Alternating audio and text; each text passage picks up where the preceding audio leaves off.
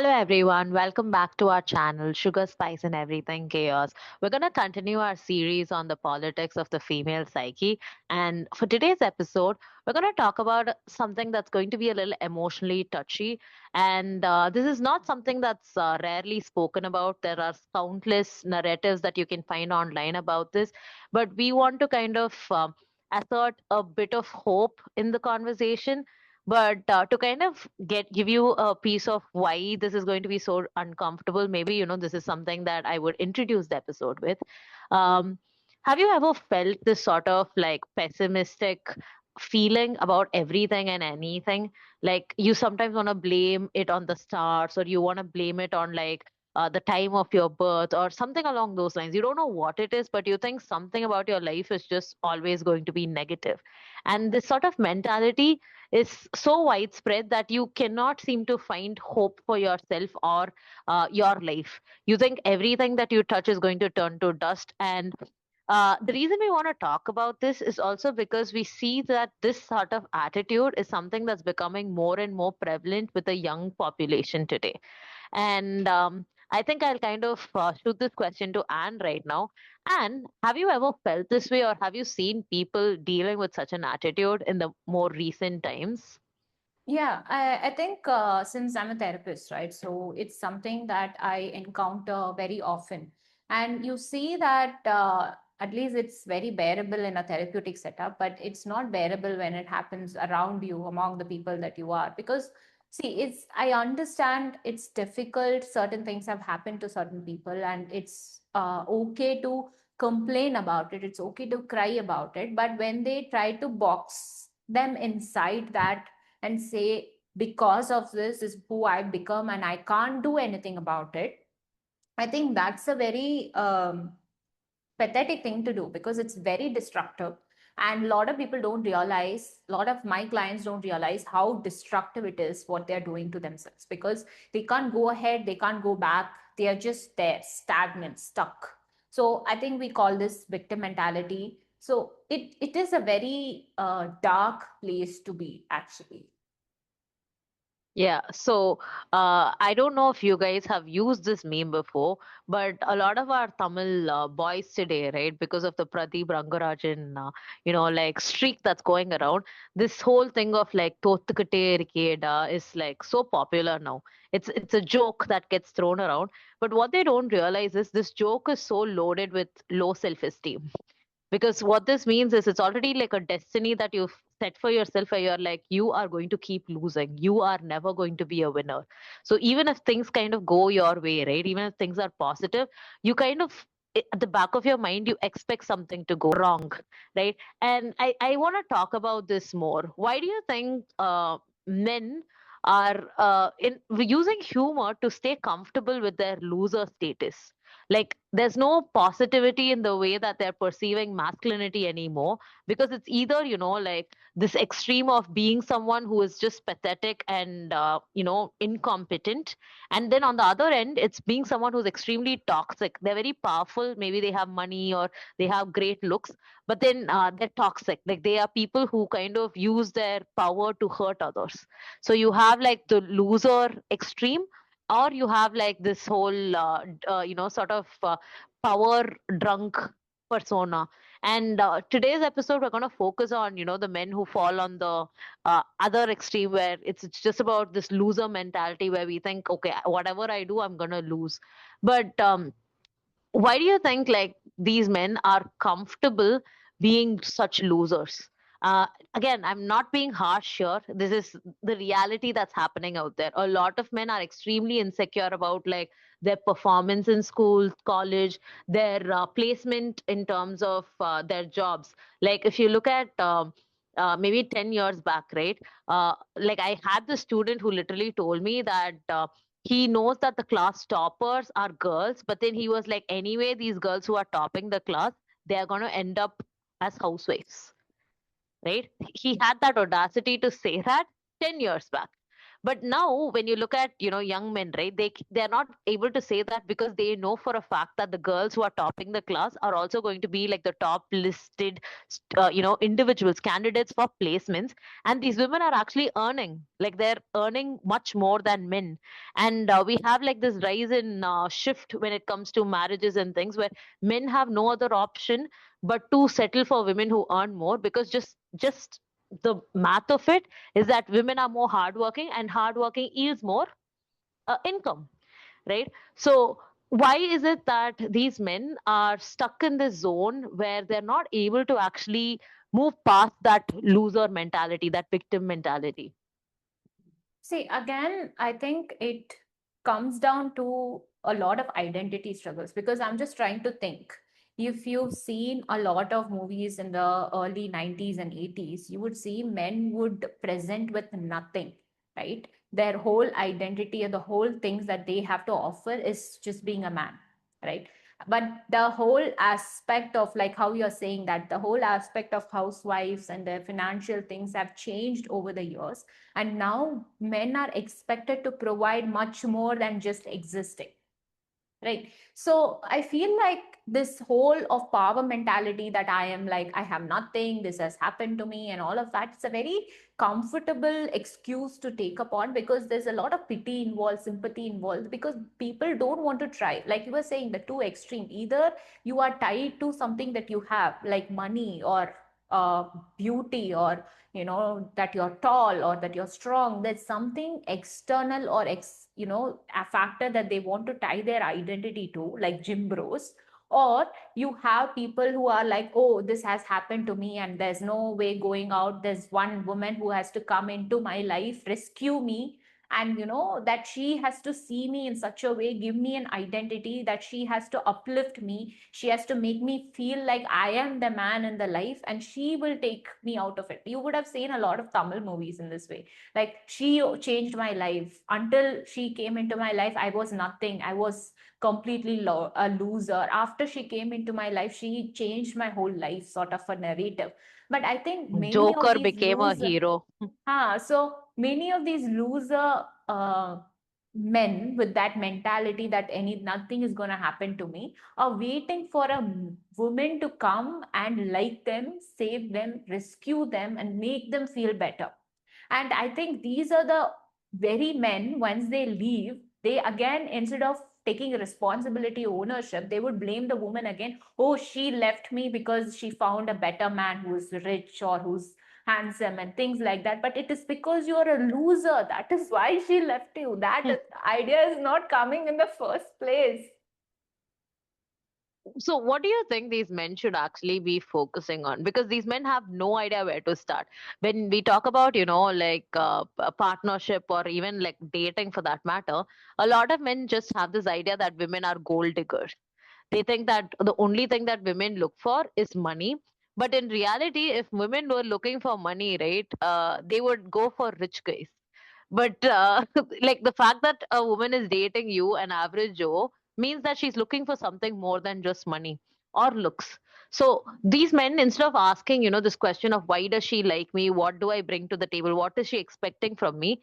They kind of have this thing of like, only money I can provide and only money I will provide. So, I've had, these sort of relationships that I've seen where this man like would be in his 30s and he would be dating like college students, right? And it would kind of get very toxic to the point where the conversations would be around, if you left me I will cut myself, I would kill myself, so you have to marry me. This girl would still be in college, right? And she would actually have to take responsibility, and she would have to sit with him and say, so no, don't do that, we will get married. She will reassure him and she will encourage him to get a job, to do this, to do that. So what you would kind of see in the trajectory of such relationships is it gets to the point where the girl will have no choice, because this guy will not be bettering his life.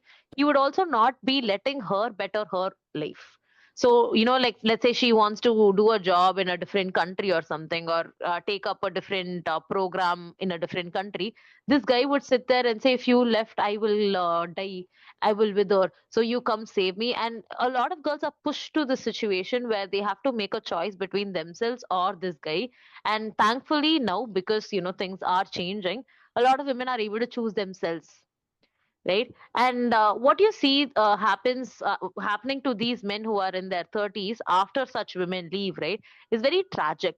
They sit and they, instead of introspecting and working on, why this happened, they sit and do this sort of victim they pick up this victim card, and they feel sorry for themselves.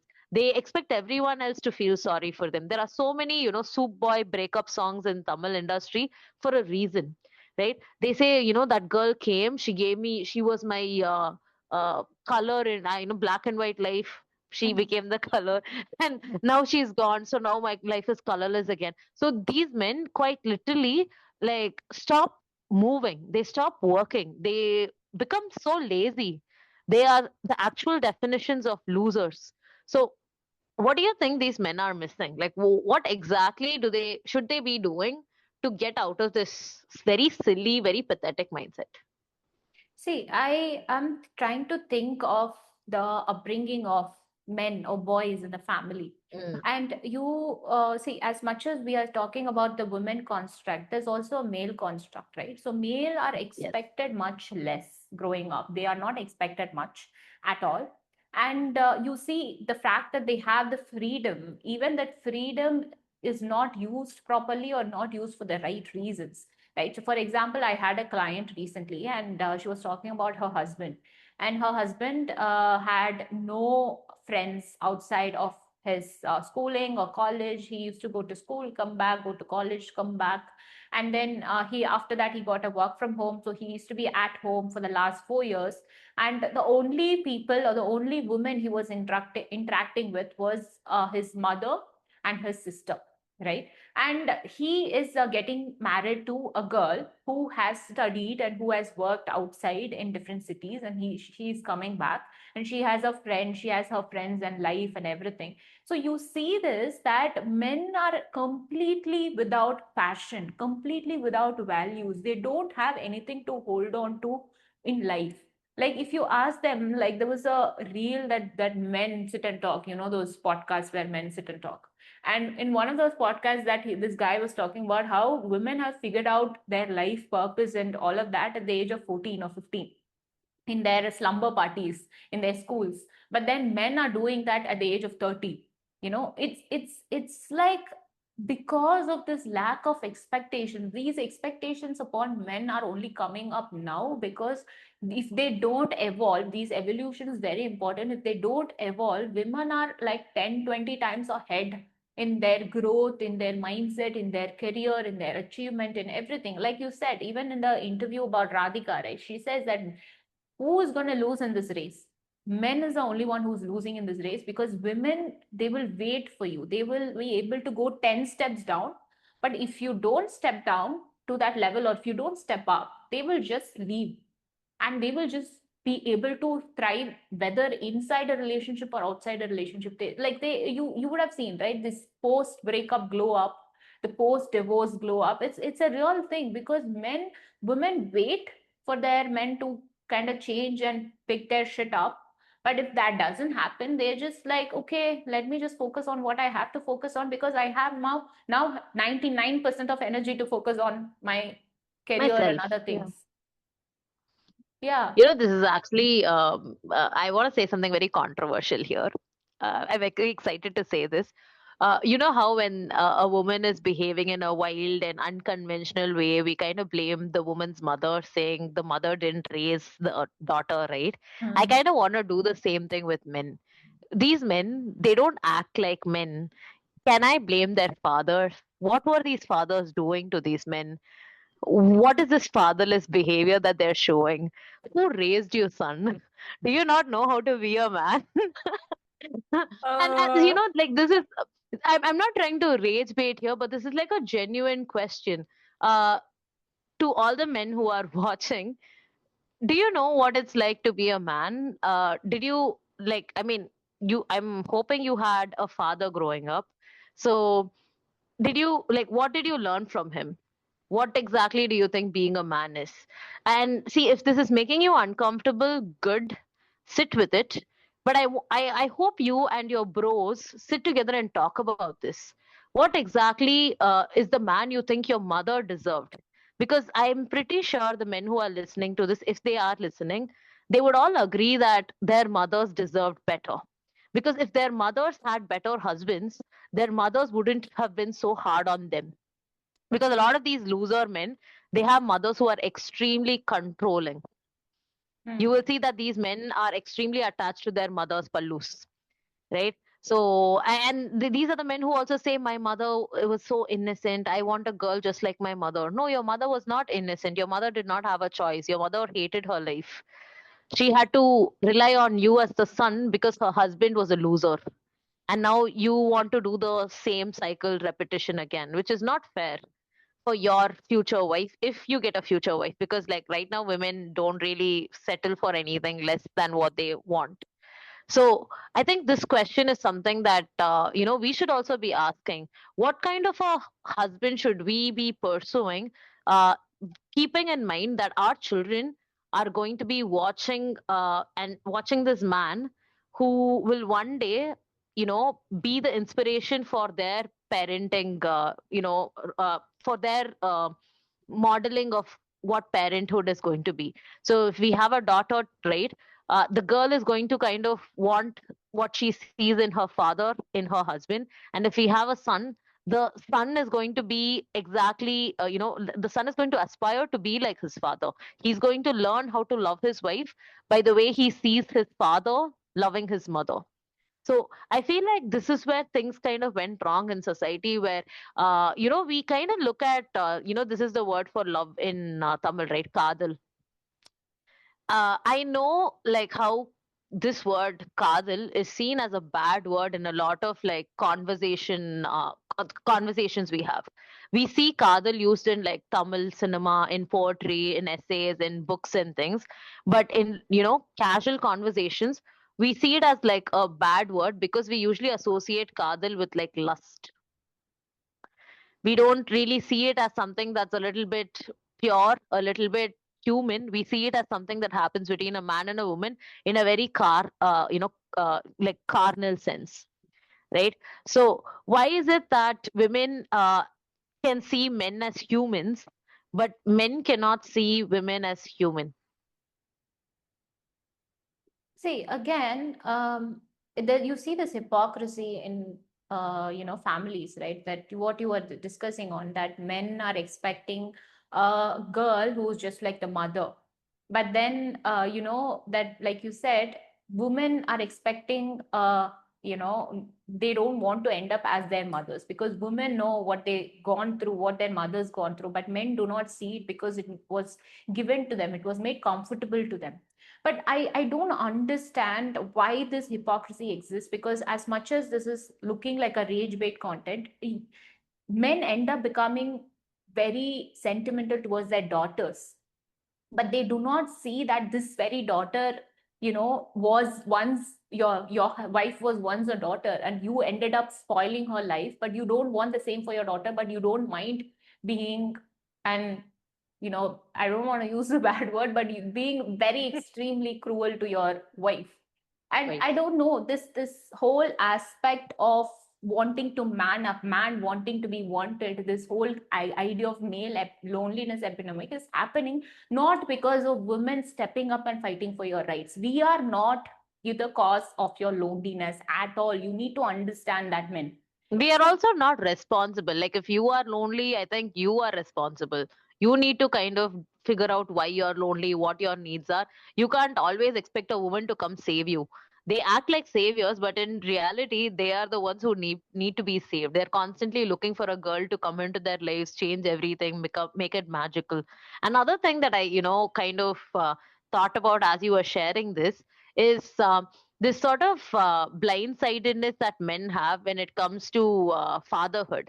So, a lot of men, right, when they talk to their wives, they very casually insult their wives' fathers, saying your father didn't give enough gold, your father did not do this for you, do that for you.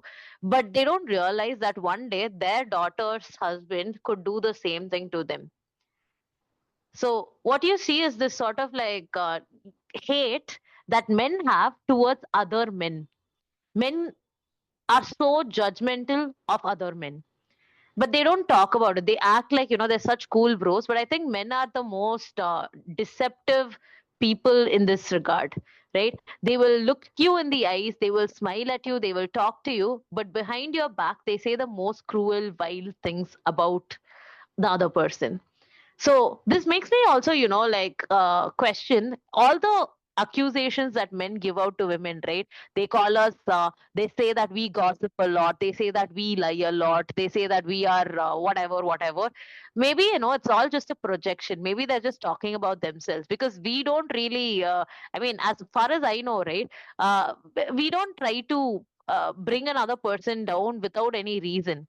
Like if there is pain, then obviously, like if like this whole thing of daughter-in-law and mother-in-law dynamic, right? If a daughter-in-law had a decent mother-in-law, I don't think she's going to sit and complain. I think she's going to See, I constantly talk also about how don't she think loves her. the son-in-laws are doing a great job either. It's just that Yeah, they do not even interact with them.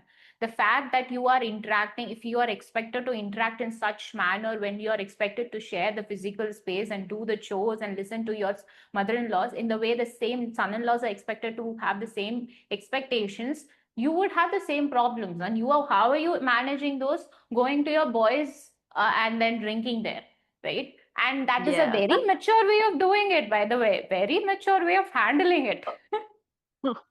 It's not just the drinking, right? It's also the smoking, and now we have like other substances. We also have like fun little other problematic behavior like gambling. So it's just that men think that we don't know about what their secret lives are all about, but we are aware. And the more we talk about it, the more I think we get to make better choices, because a lot of men, they have the freedom to leave their houses whenever they can just say I'm stepping out and go. And these are men who are lying to their families, who are lying to their friends and like girlfriends and wives and whatnot, and doing such immature, maladaptive things. So the question, that all of us should be asking is, why is it that we don't expect accountability from men? Why do we always expect women to take responsibility when men, for centuries and beyond, have been doing this, and we just say he's just being a man. Once he finds the right girl, she will fix him. Why would she fix him? She should just let him, like go. Why is it that that burden is placed on any woman for that matter, right? So this whole victim mentality that men have, I think we should just let them be victims of their own life and just let them go. Why do we need to save them is a question that I have now. Definitely. And I think in terms of men not taking responsibility, another thing that you see a pattern in relationship is that because these men have this habit of not getting closer emotionally, or being able to regulate their emotions, talk about what is happening, and they don't have that space either with their male friends or within their family because they are more closed down within a box.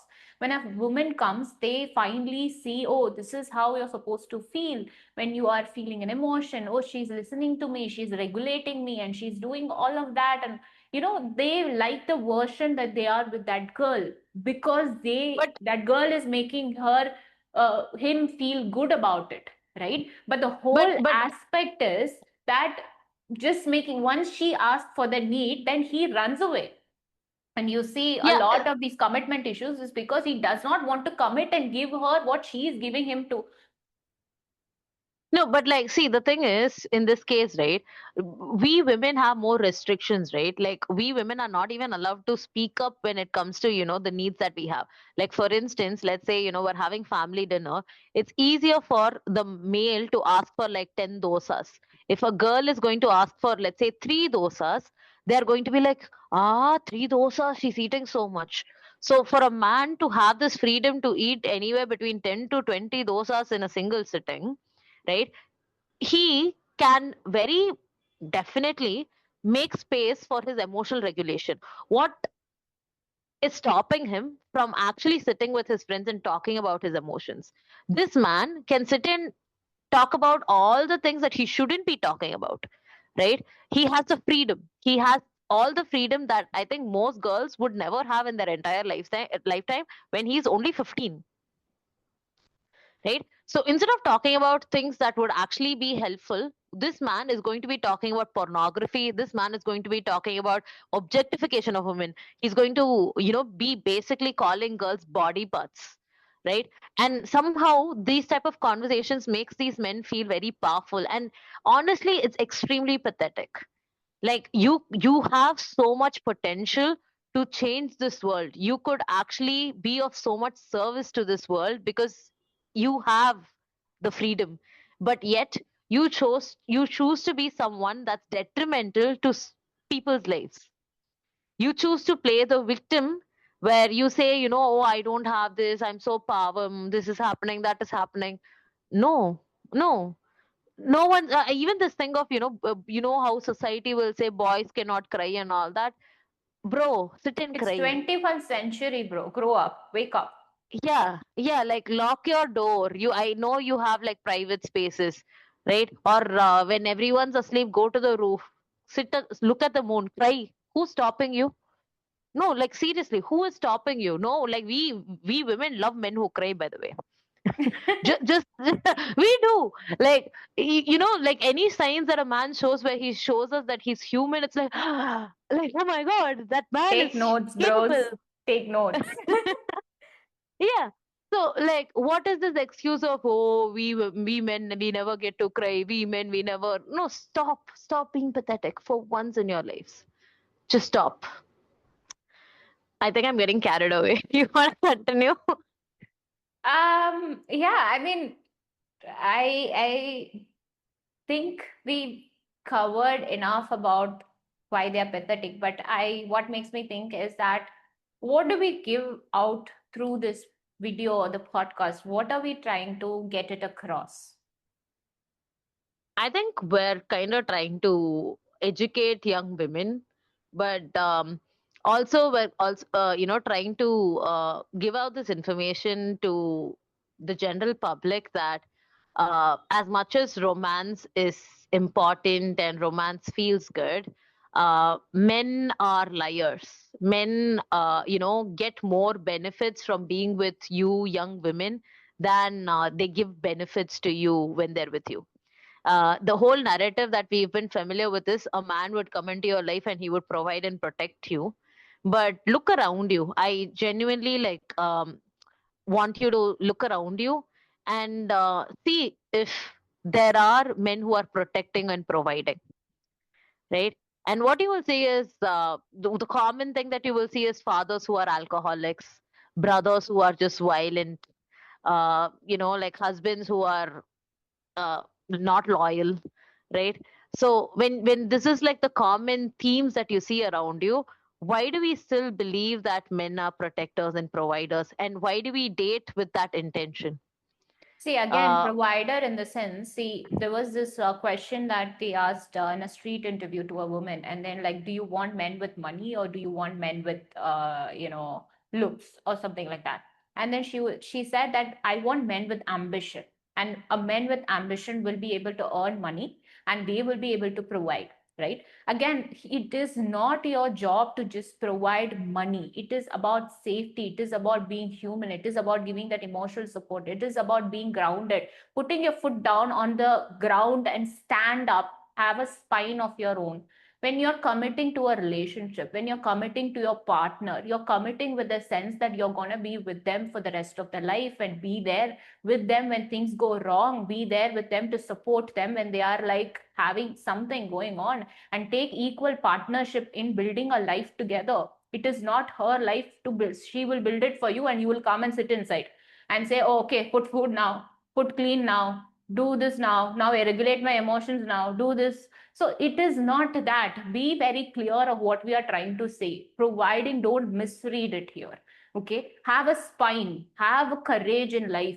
Be able to talk to your parents and say, This is my life, this is my wife, this is my children, this is my family. It becomes my family now. I will not be able to take your side just because whatever you have done, parenting part has been done, that is done. You have to move on into the next part of your life. You cannot that keep holding on to your mommy's hand all the time. Or you cannot just say that, oh, I can't make decisions, I'm so scared, let me run away. It's just you need to please be aware. Ambitions, values, life, have pretty, put your head right, put your life right, put your emotions right, put your identity right. Your identity is not just being a man. It's a man is just a gender. There's more between about a human being, not just being a gender.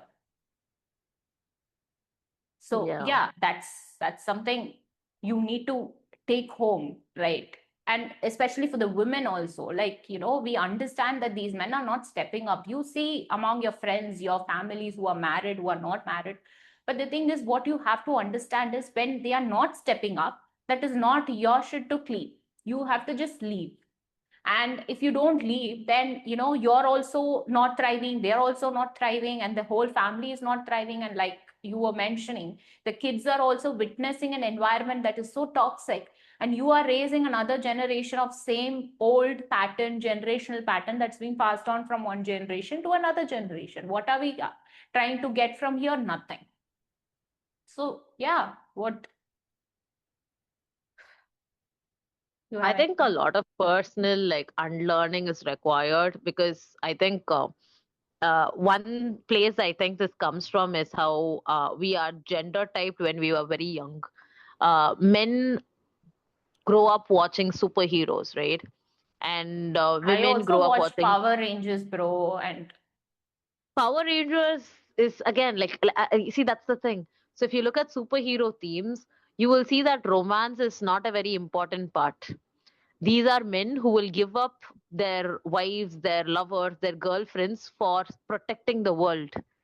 They are told to sacrifice women so that the world can be saved. They are always taught that the woman is not important, but their mission is their work, their careers, or whatever. And for a superhero, the career is to save the world, right? Um, but if you look at the fairy tales that women grow up watching, it's all about finding that one prince charming and then having a happily ever after, but I think it right? changes Like, as soon as you hit 22, 23. I don't think so. I think, like if you look at the dating scenes with like the dating apps and all of that, right?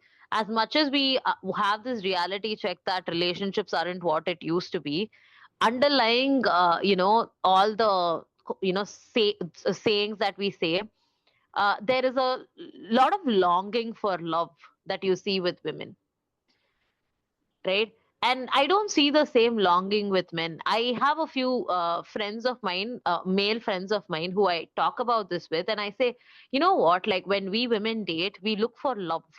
Where like where will I get this love? I don't want your money. I don't want anything. I just want your love. I just want your. It's not attention that I want. I want affection. I want your presence. I want intensity. But then at the same time, I want playfulness. I want something beyond, just what is in the here and now. It's almost spiritual the way that we women conceive love, right? We it will be us against the world. That's the sort of thing that we have to offer. Building a But if you life look at together, I men, think that is a very common thing that you see women telling is building a life together. And that's yeah, extremely romantic expression, by the way, if you don't know.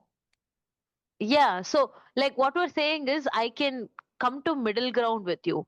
Like, if you want something, we will make that happen. That's the attitude women get into the relationship with. But if you look at men, men kind of just think about their dreams, their ambitions, their families, and they say, okay, I want all of this. You're the genie in a lamp. Make the wishes come true, right? And when anything goes wrong, right? Like, you get married and then your son fails in first standard, you will say, it's because of you. Bro, no, it's not because of me. It's because the son didn't study. So you will see that women keep getting blamed because men look at women as like wish granting machines.